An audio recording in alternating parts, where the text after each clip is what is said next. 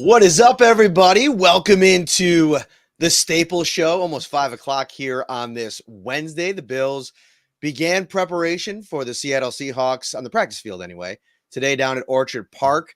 We got a couple more days here before the big trip out west. And it's going to be an interesting week here. A ton to talk about today on Shout, a Buffalo Bills football podcast, brought to you as always by Tops Friendly Markets. This season, let Tops do the cooking and you'll be the MVP. Visit shop.topsmarkets.com and elevate your food game with the great selection of custom cakes, desserts, pizza, sandwiches, fresh fruit, cheese trays, fried chicken, and so much more. Save time and easily shop from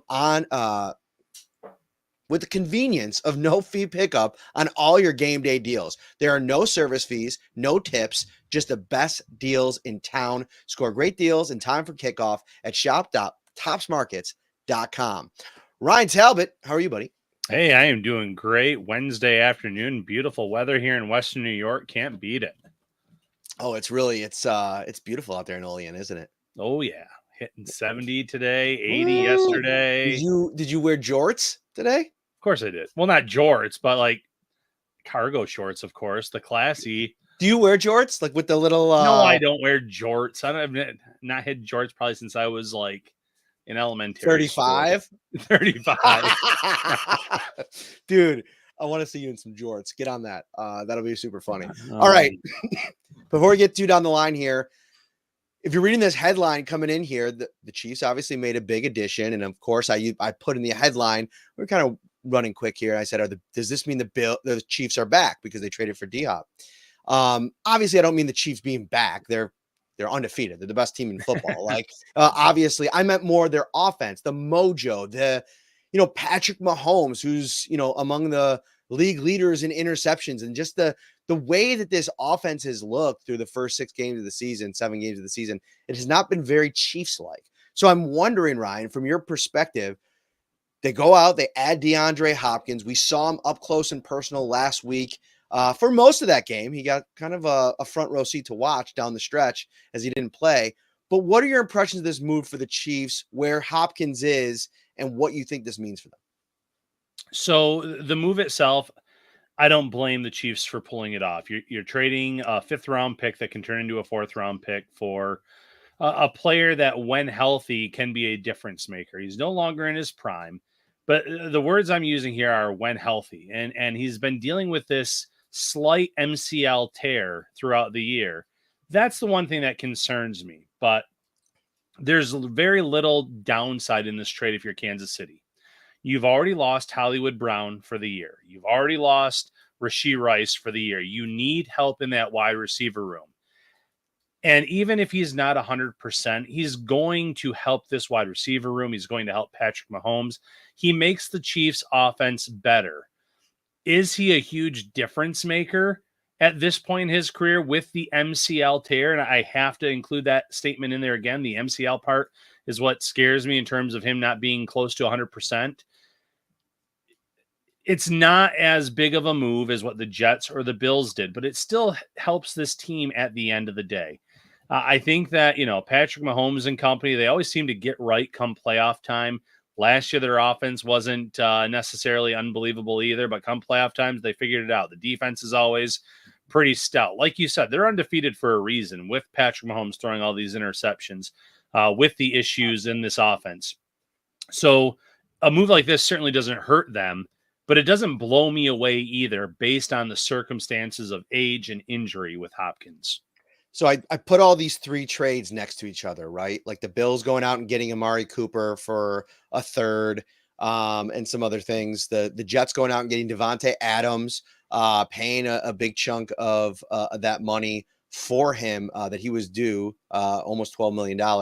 They give up a 3rd that could turn into a 2nd, depending on how much he plays. And, we'll kind of see that and what he's able to achieve this season in that offense. And then you take the D-Hop trade. And for me, the big piece of all 3 of them is it feels like Amari Cooper, the deal for him for the Bills, is what I think fans were clamoring for Arizona Cardinals Hopkins 2 years ago, right? He's 2 years older. Hopkins is. I don't know if he could be as effective as that number one option, where we already saw in real time on Sunday what Amari Cooper's implementation into this Bills offense is going to mean, not just for Josh Allen and Amari Cooper, that dynamic, but everybody else, how it spreads across this entire offense. And you actually look out in New York and how hard it was the other night. It was the first game. I get all that. But Aaron Rodgers, they traded for him because of the dynamic that he has with Adams, the familiarity, the chemistry. It didn't look like their rapport was anything to write home about. And when they're targeting Devontae Adams, who aren't they targeting?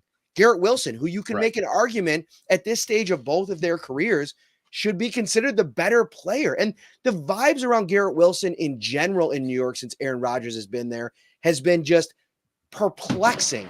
You have a potential, first of all, a top 10 pick, a guy that is a franchise staple pillar that you build around over the course of the season. And you're trying to pair a good quarterback with that kind of player. And the way that it's kind of transpired between the two of them, it's never made sense to me. So I think DeAndre Hopkins, to your point, can help out the Kansas City Chiefs. But I think the ceiling for Amari Cooper in the Bills offense with these three, just looking at these three trades, I think is the highest. Yeah, by far. And I know, anyone that watches this that's not a Bills fan are going to say, oh, it's two guys on the Bills beat, hyping up the Bills for their trade. But really, you look at it from almost every standpoint, Matt, this is the best deal. The Bills didn't have to bring on heavy financial deal to get in Amari Cooper. The way that the Browns worked out the deal with him preseason, before the season started, all of that went to a bonus. The Bills owe him less than or a little around $800,000, whereas there's big money invested by the Jets now in Devontae Adams. Hopkins' deal isn't necessarily the money that Adams is getting, but you look at the age factor. Has he played his best games of football? DeAndre Hopkins, that is. I think you can argue yes. The situation, you mentioned Adams in New York. He helps New York. He helps the passing game. But you're right. It takes away from Garrett Wilson, and it still doesn't solve the Jets' biggest issue. It's the offensive line. They need, if I were them, I get why you prioritize Devontae Adams, the relationship with Aaron Rodgers. But if I'm Joe Douglas and I'm trying to save my job, my number one move in terms of making a trade is for an offensive lineman. And I get they're tougher to get. There's probably not as big of a market for upgrades on the O-line, but I am turning over every stone because that is their Achilles heel. That is why Aaron Rodgers continues to pop up on that injury report with something different, it feels like, every week. I think it's his quad maybe, or no, hamstring right now. And then he's had a few other ailments through the last few weeks. He looks his age right now. And if you can't protect him, it's only going to get worse. So grand scheme of things, Amari Cooper, one, we saw how well it worked on Sunday against the Titans, how much it freed up Keon Coleman to have a career game, 4 for 125, how it's going to help out Khalil Shakir, Dalton Kincaid, who went over 50 yards or more each. It frees things up. He addresses one of the Bills' biggest weaknesses, and that is how Allen has played in the past against man defenses. Amari Cooper is great against man defense in terms of the route running, getting open. Very good against zone 2. So he checks every box from the financial standpoint to what he brings to this team. Whereas there's some issues with the Jets and Devontae Adams because it didn't address their biggest need. And Hopkins with that injury, with the age, it's not a home run move, but it certainly makes them better, as you and I both said. Roy Collins here makes an important distinction. DeAndre Hopkins going for a 5th rounder, which you mentioned earlier, less costly than the 3 that the Bills had to give up for Cooper and the 3, potentially 2, that the Jets had to give up for Adams. But there's one little caveat to that. The Chiefs had to pick up a little bit more of the price tag on Hopkins. Right. They're paying him over $3 million the rest of the way, whereas the Bills are only paying $800,000 for Amari Cooper. I don't think the Bills could have onboarded that contract without moving some things around, and that's okay. Like I think, to me, Cooper fits exactly what the Bills needed from a skill set perspective. I don't think DeAndre Hopkins is a bona fide number 1 wide receiver anymore, and I think in the right system, with the right offense, with the right quarterback, Amari Cooper still could potentially be that. And the other piece of this too, You think about it, they have 5 days to prepare for that game. Get Amari Cooper, who's staying late with Josh Allen, with the wide receiver coaches, working through the plays, trying to get as much of it committed to memory as he could to be able to compete on Sunday. They go through all of that. They go out there, and what happens for the first time this season? Josh Allen throws for over 300 yards. Keon Coleman, because of Cooper's arrival, which I felt like Therese, who is one of our insiders, made a really good observation here as well, said it was interesting that 4 of Keon's catches came with Amari off the field. Keon said something interesting after the game, that Amari brings a lot of the same things that Keon does, right? Like a lot of the same kinds of things. He's really good as a contestant catch guy. He's physical. I think he would say he's probably a better route runner, a better separator, especially at this stage of both of their careers. But I think that you add that guy in, Keon Coleman's able to have his first career 100-yard game, and Ryan, the first 100-yard game by a Bills receiver this season. You're seeing the impact already, and they're just scratching the surface of what's this going to be. And I think the arrival of Amari Cooper also is going to force, I think, Joe Brady into a little bit more pass-centric of an offense. You can maintain your philosophy and you can try and implement your running game and be a good running team. But when you have Josh Allen, you still have to know who you are identity-wise. And I think at times, or maybe be able to kind of lean into whatever the matchup dictates and get into it quicker. And I think that's some of the things they're working out right now. When a game isn't going according to script, can you flip it and get into the passing game if you're coming out running? Maybe you should come out in no huddle to start a game. Get creative. Get back to some of the motion that we saw earlier in the season. There's so many levers that I feel like Joe Brady can pull. I want to see him be a little bit more creative now that he has that true bona fide number one, and you can literally lean into either identity you want to be. Yeah, and that's the beauty of this. And I like the identity that they have shown this year in terms of running the ball. I get the predictability of running on first down and the rate that they've done it at. So, passing it on first down a little bit more. I'm right on board with you on that. Up that number to a certain extent. But at the same time, Amari Cooper is going to make it maybe easier on the run game because, opposing defenses aren't going to stack the box. That they may not have feared the Bills wide receivers before Cooper in terms of the separation ability off the line, where now they probably have to respect that a little bit more. So it opens up things for your James Cook, for your Ray Davis and Ty Johnson. Everything is working hand in hand with this acquisition. News out of Cleveland today, and it pairs up with where I want to pivot here on this Wednesday edition of Shout. If you're watching on YouTube, hit that like button, subscribe to the channel as well.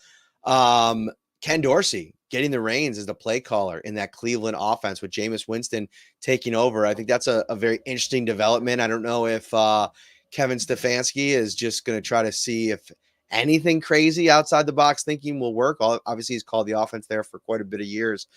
But there's 2 big names that I think are floating out there right now because we talk so much about these 3 deals that have been made. I mean, we're just getting into trade season. We got another 2 weeks here before the NFL trade deadline. And I don't think necessarily the Bills should be done. I'm a big believer, as I've talked about on this show, that they have to do something to address their run defense. I think that, for me, that would probably be like a one technique defensive tackle that you could have be that bona fide backup to Daquan Jones that could kind of split things in a really tough matchup against like the Baltimore Ravens where you got to defend the run and you need somebody to like space eat a little bit. I think that could be a huge addition to this team. But there's a couple of guys out there that I think are really interesting and are getting some conversation about on social media. Myles Garrett. And I want to get to the price tag for both of these guys first. So, setting this thing up. Spotrac put out a tweet over the last couple of weeks, Mike Ginnetti, on both of these players. So it's Myles Garrett. The new team would trade for him, would acquire in 2024 an $806,000 guaranteed salary. That's it. And then nothing is guaranteed past this season. So it's almost exactly like the Amari Cooper deal. The Browns would eat massive dead cap hits in 24 and 25, but they're rebuilding. They're trying to add draft capital if they do end up moving them. Although the last thing I read was that they don't want to trade Myles Garrett. We'll get to that in a second. The other guy is Cooper Kupp, who Diana Rossini is reporting is starting to get shopped around. People are calling in on him. That's a little bit different because they have 9.1. The trading team would have to pay him 9.1 million this year, and there's 5 million guaranteed next year. I don't know if the fit necessarily is there with the Bills. We can get into that. If I was putting you on the spot, though, Ryan, Cooper Kupp at those numbers, and maybe LA eats a lot of that for a team to trade for him, fine. Or the Myles Garrett move. Where are you at? Yeah, Myles Garrett, no hesitation. I mean, as much as Cooper Kupp is phenomenal and healthy, he's been a little bit banged up as of late. I know Myles Garrett in the chat here, it's very active in terms of the injuries, the issues that he has, the surgery he might need on the feet after the season, what have you. But that playmaking ability off the edge, the Bills have not had that in a long, long time. It's, that missing piece that they have been lacking, a guy that can consistently get after the quarterback, create those sacks, create that pressure. The Bills have a lot of guys that can do it here and there, but not consistently. So among those two, it's Myles Garrett, and I would be shocked if anyone would push back with the Cooper Kupp side in terms of if you pose that same question. Do I expect either of them to be in play for the Bills? No, I don't think Cooper Kupp makes sense skill set wise in terms of what he does with what they already have in Khalil Shakir, what they already have in this wide receiver room now. After the addition of Amari Cooper, I get the whole get as many weapons as you can, stockpile them up. But I don't think it makes sense from a financial standpoint or based on the way their roster is currently built. Garrett, the Browns would be absolutely insane to trade him. I know that they need to rebuild. I know that roster was supposed to be very competitive this year. But you would have, if I were in Cleveland's shoes, you'd have to be blown away with an offer to even consider moving a guy like Myles Garrett. So here's the deal. The Bills give up a first rounder in 25, a second in 26, and a third in 27. Say those one more time. I'm sorry. Go a first, second, and third for Garrett. Uh-huh. The first is in next season, 25. The second is in 26, and the third is in 27. So one draft pick over the course of the next 3 seasons to trade for Myles Garrett right now. Yeah, I mean, I would do that if I was Brandon Beane personally.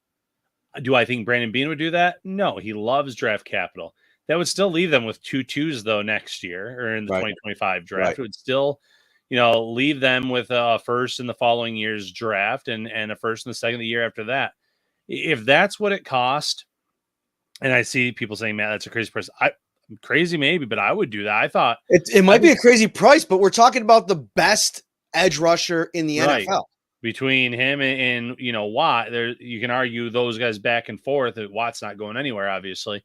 But if Garrett were available, yeah, I would not mind parting with that because no matter where the Bills pick in the first round, even if they were to trade up with their 2 2s and their 1 to get somewhere up high in the next year's draft, higher. You're not guaranteed to get a pass rusher at that caliber if that's the route that you're going. We have seen year in and year out a lot of busts at every position. So the draft is a crapshoot. If you can get a known entity in a year where the AFC truly is wide open, I wouldn't be opposed to it. Again, that doesn't feel like Brandon Beane's MO, but maybe if the right player were to come along, he would do it. He's going to turn 29 in December. I know you're talking about a couple of those, some injury concerns. Maybe off-season foot surgery will be something to consider if you're Brandon Beane. It's the kind of all-in move, though, that, again, Brandon Beane isn't necessarily known for outside of a couple of instances, right? Like you think about the Stephon Diggs trade, you think about the Von Miller free agency signing. But this is something that, listen, at this point, you're going to need some more depth on your defensive line, I think, to get past the Baltimore Ravens. I mean, unless you just think that Josh Allen and this offense are going to crescendo into this elite unit, tops in the league in the passing game, run game, and you're going to win in a shootout. Lamar Jackson put up 5 touchdowns the other night against a Tampa Bay team that's been playing pretty good football, and they went up early on them. They drove down the field, and that's Baltimore just relentless coming back from Derrick Henry was invisible in the first half, and then he goes off in the second half. It's just they've built something with that offense. Like, if you've listened to this podcast long enough, you know my stance on the Ravens and Lamar Jackson. I got to tell you, it's shifting a little bit. Like, this feels like with Todd Monken running the show there, the addition of Derrick Henry, this feels like a legit shift for that offense in their ability to beat you in both the pass and the run game. And I think if you're the Bills, listen, you have a lot of horses. You're going to get back Matt Milano likely at some point this season, which I think has to have you excited. But I think for that front, through 7 games, have they played well enough to make you think they don't need more? Like on the edge or on the interior. Could be a piece. This could be an interior piece too. It doesn't have to necessarily be Myles Garrett. We can get into some of those over the next couple of weeks. But I do think the defensive line, if they can address it, should be addressed. I agree completely in terms of addressing the defensive line. It's arguably their biggest weakness. You know how the linebackers have played this year between Terrell Bernard and Dorian Williams. You know, you're getting back Matt Milano at some point. The cornerback play has been phenomenal. The safety play hasn't been anything unbelievable, but they've been solid when they've been healthy. You could talk me into adding another safety at the deadline as well, but by far it's the defensive line that needs an upgrade if possible before the trade deadline. And, you know, you talk about the Ravens, that team is legit. And it's because you have to respect Derrick Henry's game. Even at that age, he runs so hard. And when he does, get away from that first line of defense, he can still turn it into another gear and sometimes take it all the way to the house or close to it. I know he got stopped short in that game against Tampa Bay on a long run, but he's great. And that makes life easier for Lamar Jackson. And Lamar, though, in his own right, has been terrific as a passer in Todd Monken's system. It feels like he's been more accurate. It feels like guys are getting more open for him. So they're in a good spot. That defense is really solid. The team that knocks them off in the playoffs, if they do, they need to be a complete team on both sides of the ball. And I still think the Chiefs could knock them off. I think the Bills could knock them off too, but almost, with the way their roster currently is, the offense would have to bring their A game, which they did not do in that first matchup against Baltimore, not even close. And the defense would also have to show the ability to slow down Henry, try to get out to a lead and make them more one-dimensional. That's a tough build. So, thanks a lot, Jerry Jones, for not signing Derrick Henry, where it felt like that was the team that he wanted to go to the most. The team we want you to go to the most is the Shout Buffalo Bills Insider text line. And you can join today by going to joinsubtext.com/shoutbuffalobills. That's joinsubtext.com/shoutbuffalobills, or just send a text to 716-528-6727.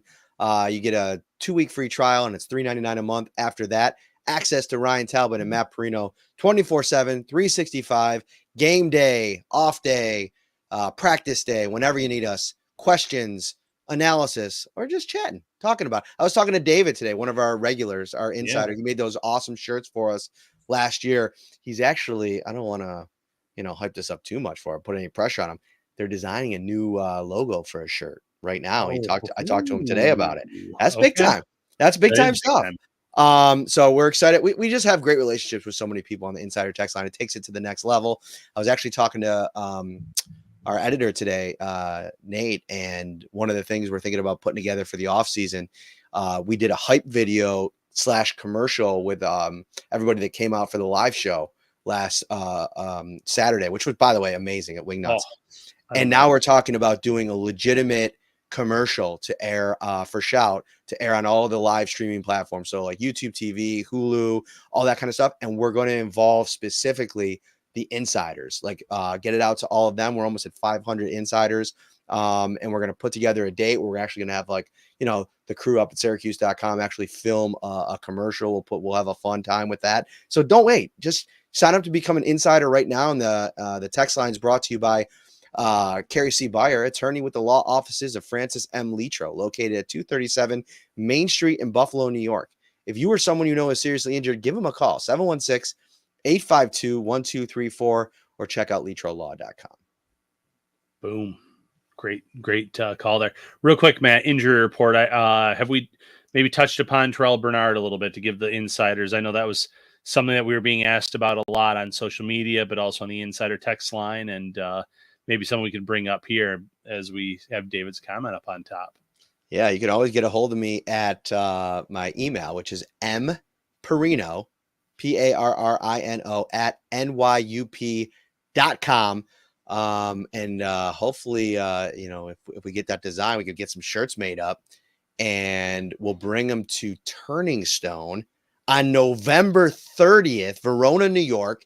Get this in your calendar right now. We are blowing it up. We're going to be at the New York Rec and Social Club inside Turning Stone Resort Casino. It is going to be shout live in a huge way. Like we were there last year, Ryan. The facility there is beautiful. The New York Rec and Social Club, TVs everywhere. The night before Bills versus 49ers, we're going to preview.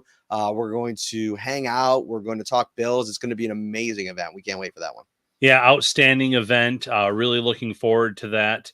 And then, going back to that question, just for the insiders I've been asking, Terrell Bernard is listed as kind of day-to-day, according to Sean McDermott. So it looks like the Bills avoided something pretty serious with him. That's huge. That's a huge distinction. He was excused from practice today for a personal reason. We didn't get the details on that. So it's going to be all eyes on the practice field tomorrow. Become an insider. That's what I'll be sending it out to them first as soon as I'm out on the practice field to see where he's at. But that's good news if he could trend in the direction to be able to play on Sunday. This is a Seattle Seahawks front passing game, all things considered, that you have to have all hands on deck against. So I think that the way Terrell Bernard is trending is going to be something important.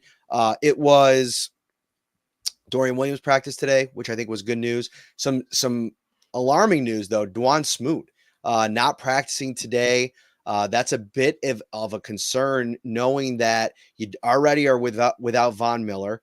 You have a game where if you don't get pressure and consistently get to Geno Smith, we're going to talk about him in a minute, that's going to be a problem. And then you talk about this running game for Seattle. If Dwan Smoot can't play, that's huge problems. And then it's Dawson Knox who's dealing with something. They were both on the bike today.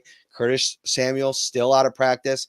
He had a shoulder in the game the other day, so he's not practicing. So right now, it's like it's not a super concerning injury report right now, but there's a couple players there that you'd love it if they could play on Sunday. Yeah, a few important pieces. Dwayne Smoot has been a important member of that defensive line off the edge. The Bills were very high on him from the get-go, making him DN4, and he's flashed. He's made some plays in that role, so you would like to have him out there on the field.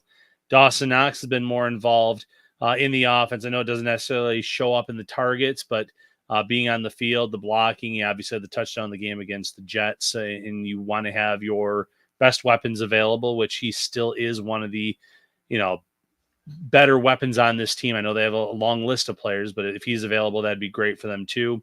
And then Curtis Samuel, I know all the criticism he's taken, and I don't think it all falls on him with the way he's been utilized early in the year, but you want to, if you can have him, it just helps your wide receiver depth. It helps your opportunities in terms of even the personnel packages and how many wide receivers you can put out there on the field at the same time. Could really free things up and make things interesting for him, because you'd like to see him get utilized more as a down the field threat from time to time. And I think now with the personnel that they have, you could start doing that a bit more. Yeah. So Dwan Smoot, the groin is something where you're like, kind of makes you groan, because those groin injuries, whenever you see that Linger. pop up and a guy doesn't practice, yeah, it's like, it's something that can linger. He missed, first couple of games, and I'm trying to look it up to see what that injury was. Do you remember what it was?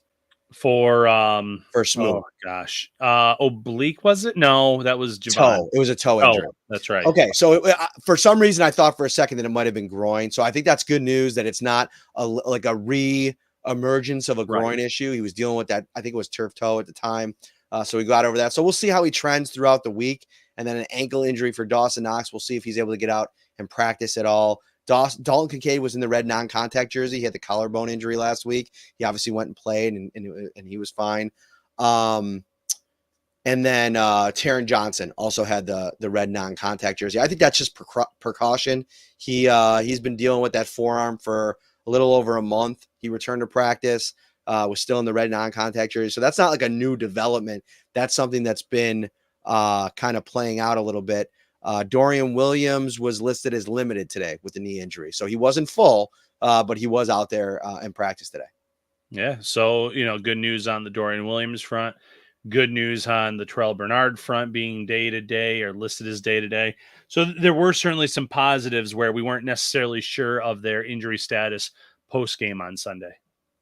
We got a super chat here from the Motor Tom. I think that's out of New York City. He mentioned at the top of the show. Welcome in, buddy. If the Bills go 4-3 with Milano, can Taryn be on the field? So that's a great question, because to me, that is the great debate that I think is worth having right now as we chronicle the return of Matt Milano over the next 2 months. Is like, okay, you work and you work and you work to get Matt Milano back, but then when you have him back, what do you do with Dorian Williams? If you do want to run 4-3, that means that you have to take Taron Johnson off the field. I know, I think it was brother Bill, shout out to him. He had suggested on social media when somebody asked him about this, I think a day ago, he had tweeted something about Milano, and he was like, I don't know, I'd leave Taron Johnson out there as like almost an extra defensive back or something and move some things around. Like, you can get creative if you're Sean McDermott to kind of keep your best personnel on the field. But it's going to be interesting, Ryan, because at that point, if you're talking about 15, 16 games of the season where Dorian Williams has built the rapport with Terrell Bernard, like getting Matt Milano worked back in, I could see maybe like some type of timeshare at the start. You're not going to want him to you want him to walk before he runs, and you don't want to put too much on his plate right away. But it's one of those things that if Dorian Williams is having the kind of season at that point as he is at this point right now, it's going to be a challenging decision, because you're not going to take your all-pro Taron Johnson off the field if he's healthy. No, I mean, you want him out there as much as possible, but matchups will matter. Personnel that the other team is using will matter. So to be able to have that flexibility down the road to play some 3 linebacker sets at times, to let, the defensive coordinator, Bobby Babich, come up with some creative personnel packages where maybe you can have the best of both worlds. It can't be a regular package necessarily, but you could do something there. So it's going to come down to a lot of factors. But like you said, when Milano comes back, you're not just going to throw him out there for 80, 90% of the snaps and see where it goes. One, you're very happy with how Dorian Williams has played this year if you're Buffalo. And 2, you got to ease Milano back in. You want to make sure he's up to speed by the end of the regular season, and then he's fresh for the playoff run that you hope that this team will go on. Speaking of players' usage, when things change a little bit, what are your thoughts on what the usage is going to be on the road this weekend at wide receiver? Because you have the Curtis Samuel injury that's flared up. You start to wonder, okay, if he can't go, does that mean the first elevation for maybe a KJ Hamler and what they can do, maybe from a gadget perspective with a guy like that? That could be intriguing. I like that idea. Maybe giving him 10, 15% of the snaps, seeing what they can do from a motion perspective. They do a lot of stuff with Curtis Samuel in the backfield. I think you could do similar things with Hamler. But you have Mac Hollins, who, if you look at the offensive snaps from last week, you have Mac Hollins sitting up there at 41 offensive snaps, 75% at the top of the non-offensive line quarterback rankings. And I'm wondering, Keon Coleman just under him, how much can the Bills on the road in a loud environment, they already had the crowd noise pumped into practice today, can they shrink that down for Mac Hollins, who's also this huge part of their run game? I mean, you see it all the time. Like, that's his biggest strength. He is a really good blocker. You see it on run plays. You even see it in the passing game at time. I think it was a couple weeks ago. Was it a Kincaid play or a Shakir play where he was blocking down the field? Blocking, yeah. Valuable in that role. But I still think that just from a threatening with your passing game, getting Cooper out there more in place of Mac Hollins is something that I think Joe Brady should want to try to do. Yeah, I would hope so. I mean, absolutely. You want your best receiver out there more. You want up the snap count. I know that he's still not going to have 100% of the playbook, so you still have to limit the reps for Amari Cooper. But yeah, he should see a spike in his rep total this upcoming week from where it was last week, and it should continue that way. And you can still get Mac Hollins on the field in different personnel packages. He is a good blocker. He's caught a few touchdown passes this year, but it's right now you have to start thinking, okay, our top 3 should be Amari Cooper, Keon Coleman, and Khalil Shakir. That's what we need to pivot toward in terms of the snap count. Get those guys out there. Now, when they get a guy, some of these guys back, like a Curtis Samuel, can we do some more 4 wide receiver sets? Can we let him play more downfield, stretch the field? That was something he did a very good job of with the Commanders. There's ways to incorporate, sprinkle in guys like Samuel and guys like Matt Collins, but you want to start evolving into, these are our top 3. These are our best weapons, our best threats at wide receiver.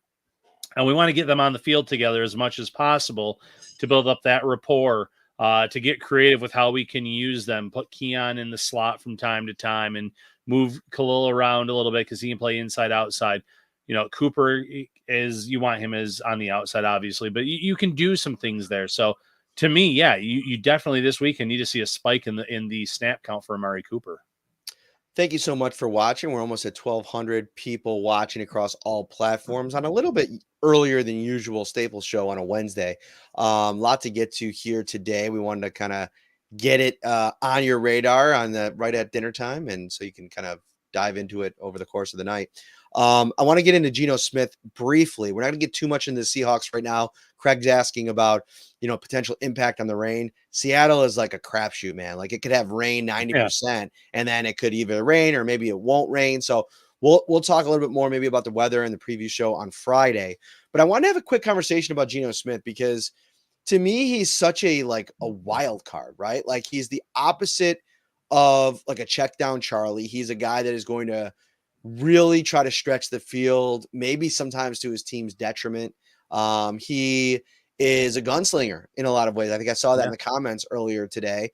And, the games this year when teams have had success against him have been in games where you've gotten a ton of pressure on him and you forced him into mistakes, like taking advantage of those turnover-worthy throws because he's going to put the ball in danger. That's kind of what being a gunslinger is all about. So I guess how do you approach this game if you're the Bills in dealing with that kind of quarterback, a quarterback that has only faced a Sean McDermott coach defense once in his career, and that was his rookie season in New York against the 2015 Carolina Panthers, which obviously went on to the Super Bowl. Wasn't a great day for Geno there. But this is a game usually quarterbacks don't do well in their first game or two against Sean McDermott's defense. But this is also 34-year-old Geno Smith, who is a completely different version of the quarterback here at 34 years old. Absolutely. Yeah. Listen, night and day from the guy that Bills fans saw when he was with the Jets that wasn't properly developed, that, when he left, you wondered if he was ever going to get another opportunity in this league to start. And lo and behold, with good coaching, with some good development, he has turned into a pretty fun quarterback to watch. And he does sling the ball around. He puts it up in spots for his receivers, and they have 3 really good receivers. Obviously, DK Metcalf's status is very much up in the air in this game with a grade 1 MCL strain. But he has him. He has Lockett, Jackson Smith, and Jigba. They have a great 1-2 punch at running back. Noah Fant at tight end. It's a very complete offense, and that's what makes Geno so dangerous because he will just sling that ball around. A few weeks ago, I was watching that game against the Lions on Monday Night Football. Fun game, shootout. Had a lot of success against that Lions defense. Was able to draw a lot of penalties on a young cornerback in that matchup, but was spreading the ball around pretty well. For the Bills, you have to trust in your cornerbacks. We've already talked multiple times about how great this trio of corners is with Rasul Douglas, Christian Benford, and Taron Johnson. But they also have to get a little bit of pressure on him up front. If you can pressure him, force him to throw the ball quickly, that's when he makes some mistakes. That's where he puts the ball in danger. It's something the Bills have to get after. But, man, you also have to respect their run game. They have 2 really good running backs as well, led by Kenneth Walker, that you have to account for. So this is going to be a very challenging game on the road on Sunday.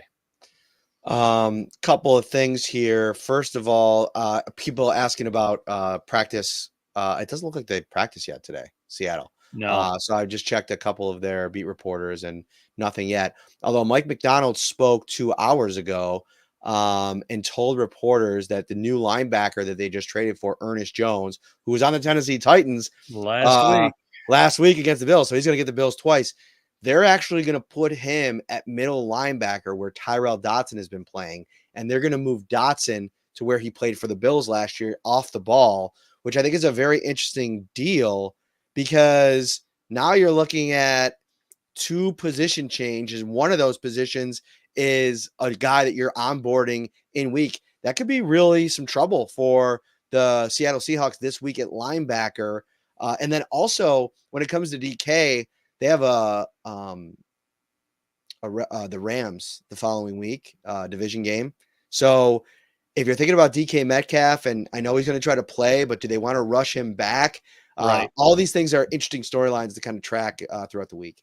Yeah, they have to look at the divisional part of this and realize right now you're on top of the NFC West. And I get it. You lose this week and that can change, but that game against the Rams is so much more important in the grand scheme of things.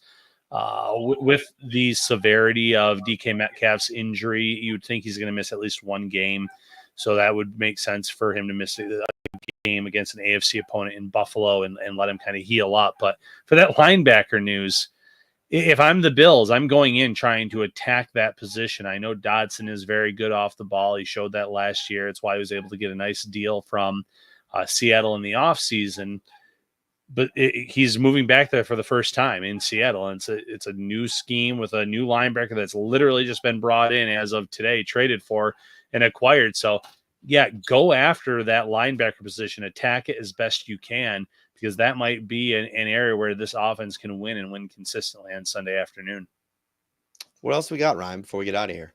Give me a final thought. Give Give me something that's really going to juice everybody up going into the rest of the week. What do you got? Man, oh, man, you're putting some pressure on me here just on the spot. Here's the thing. I got an idea.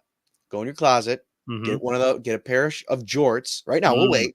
Come back on, model them off a little bit. Let's see how they look. How many pairs of jorts do you have in the closet, honestly, right now, do you think? Honestly? How many pairs of cargo shorts? Oh, man. I'd have to, carry the one. No, I don't know. I have a good amount of cargo short. I like the extra pockets. I'm not going to apologize for it. Bro, we were walking into the stadium the other day. Yep. I actually have the picture. Let me see. Oh, no, it's on my phone upstairs. It's on my phone upstairs. Darn it. I got a picture of Ryan walking in with his thing. He's got a nice dress shirt on. He's got his work bag, ready to walk into the stadium. I scan down. He's got cargo pants on. Cargo pants. He is literally elementary school teacher personified. It's just, I like what I like. That's what I'll leave it at. And we like you. We like you just like you are. So wear all those cargo shorts and jorts. I know you're a jorts guy, even if you don't want to admit it, but that's fine. Final thought. Give it to us. All right, final thought. This offense is obviously trending in the right direction. Don't be surprised if Sunday does turn into a shootout of sorts. As much as this defense has made great adjustments, there's a lot of weapons on that Seattle team.